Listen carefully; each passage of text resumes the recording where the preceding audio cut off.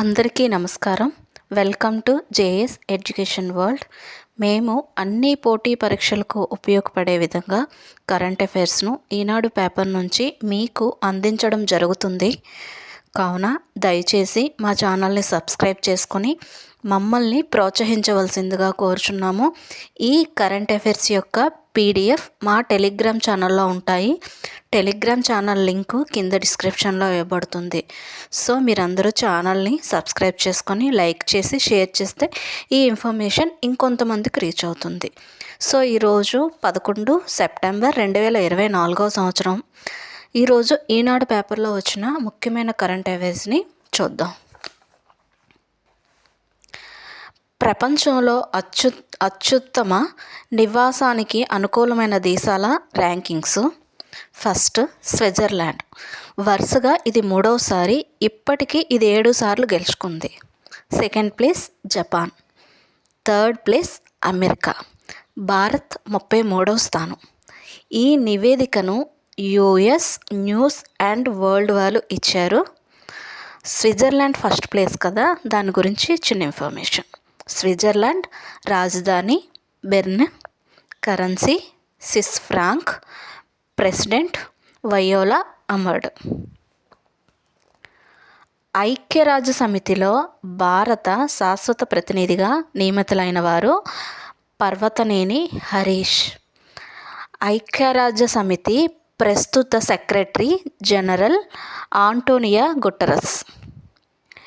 ప్రపంచంలోనే ఎత్తైన రైల్వే వంతెనను భారత్లో ఏ నదిపై నిర్మించారు? ఆన్సర్ చీనాబ్ నది. ఇది కాశ్మీర్లో ఉంది. ఇది ఉధంపూర్ శ్రీనగర్ మధ్య ఉంది. బారాముల్లా రైల్వే ప్రాజెక్టులో భాగంగా ఈ వంతెనను నిర్మించారు. ఈ వంతెన యొక్క పొడవు 1315 మీటర్లు. వంతెన ఎత్తు 359 మీటర్లు. 3వసారి ప్రధానిగా బాధ్యతలు చేపట్టిన తర్వాత నరేంద్ర మోడీ గారు తొలిసారిగా ఏ అంతర్జాతీయ సదస్సులో పాల్గొన్నారు?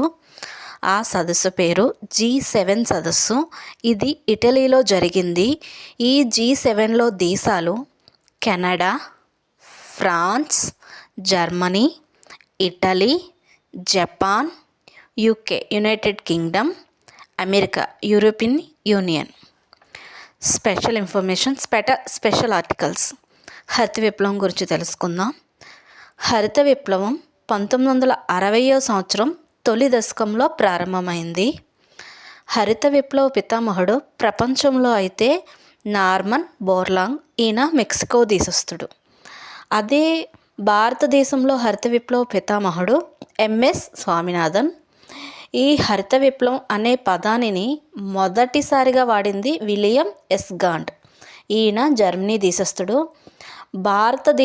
భారత్లో హరిత విప్లవం వల్ల గోధుమ పంటలో అధిక అభివృద్ధి సాధించారు. హరిత విప్లవంతో వచ్చిన మార్పు వలన మొదలైన పథకాలు. 1. సాంద్ర వ్యవసాయ జిల్లాల పథకం. ఇది 1960-61 సంవత్సరం. 2. సాంద్ర వ్యవసాయ ప్రాంతాల కార్యక్రమం. ఇది 1965. 3. అధిక దిగుబడి వంగడాల కార్యక్రమం 1966 సంవత్సరం.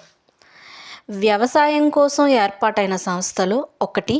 నేషనల్ సీడ్స్ కార్పొరేషన్ 1963 సంవత్సరం. నేషనల్ కోఆపరేటివ్ డెవలప్మెంట్ కార్పొరేషన్ 1963 సంవత్సరం. ఫుడ్ కార్పొరేషన్ ఆఫ్ ఇండియా 1965 సంవత్సరం. వ్యవసాయ ధరల కమిషన్ 1965 సంవత్సరం. ప్రధాని నరేంద్ర మోడీ గారి బ్రూనై అండ్ సింగపూర్ పర్యటన. బ్రూనై 1984లో స్వాతంత్రం వచ్చింది బ్రూనైకి. బ్రూనై అధ్యక్షుడు సుల్తాన్ హసనల్ బోల్కియా. ఈ Brunei currency Brunei dollar. Brunei రాజధాని బ్యాండర్ శ్రీ బెగావన్. 2000వ సంవత్సరంలో ఇస్రో బ్రూనైలో ఉపగ్రహాలకు సంబంధించి టెలిమెట్రీ ట్రాకింగ్ స్టేషన్ను నెలకొల్పింది. Next Singapore. సింగపూర్ రాజధాని Singapore currency, Singapore dollar, Singapore అధ్యక్షుడు ధర్మన్ షణ్ముగరత్నం, ప్రధానమంత్రి లారెన్స్ వోంగ్. సో ఇది ఈరోజు ఈనాడు పేపర్లో వచ్చిన కరెంట్ అఫైర్స్. ఇందులో ఏదైనా డౌట్ ఉంటే కామెంట్